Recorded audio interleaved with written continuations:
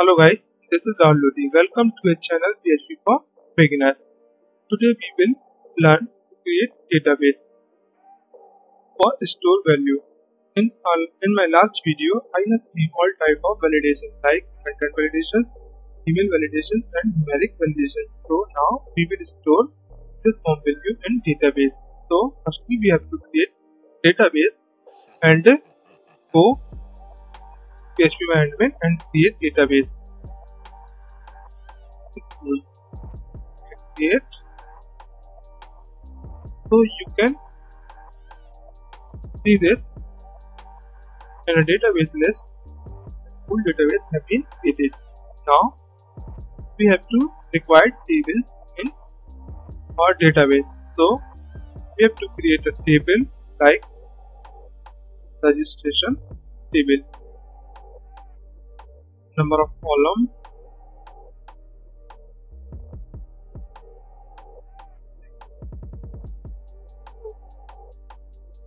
we can create table manually by PHP admin, and you can also create table by query.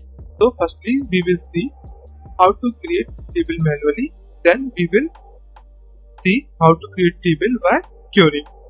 So now we have to create ID, int, then name, varchar, then email, contact, DOB and image. Email, contact, DOB and image. Int, varchar.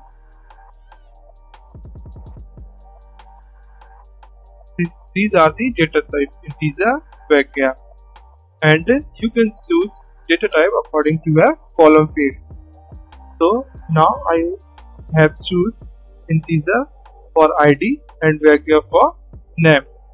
In varchar we can store all types of value like integer, float and a string also. And in integer we can store only integer value. So we can choose our data type according to our column name.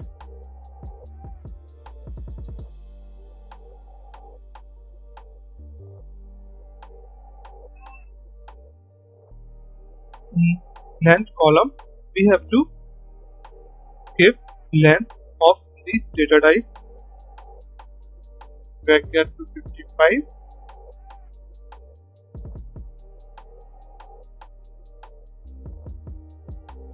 You can leave these fields blank, that will take automatically or length. So now we will click save.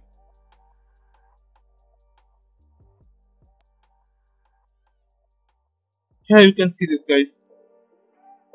The registration table has been created. Now we have to assign a primary key in our ID, and firstly we have to choose primary key. Then you can assign it to independent.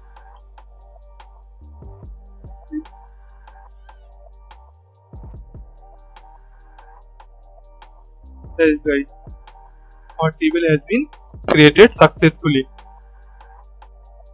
Now we will delete this table and we will see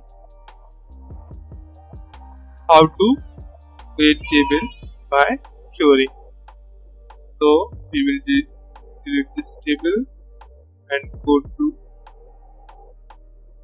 SQL and create table by query. Create table registration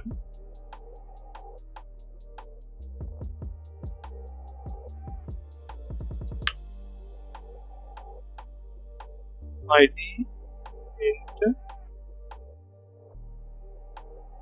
primary key auto increment. the name, then our data type vector, and length 255. You can set it default also none,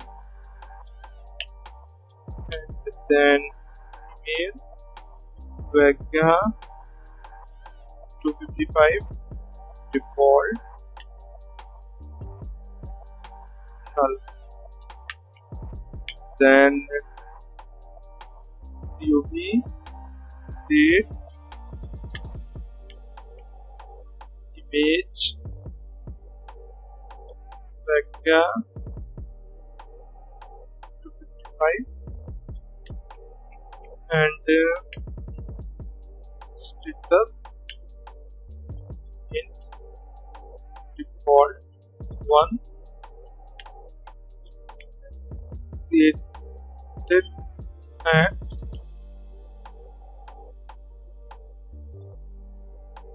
timestamp default current timestamp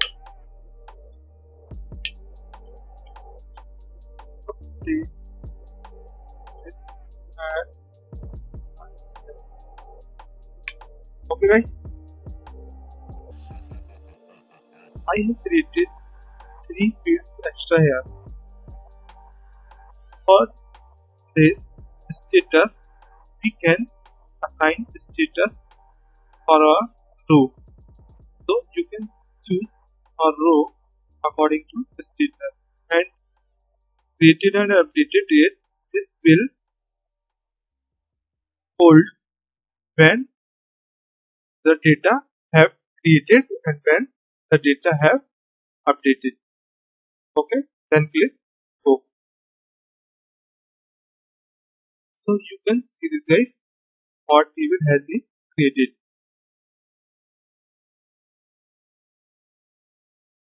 Thank you guys.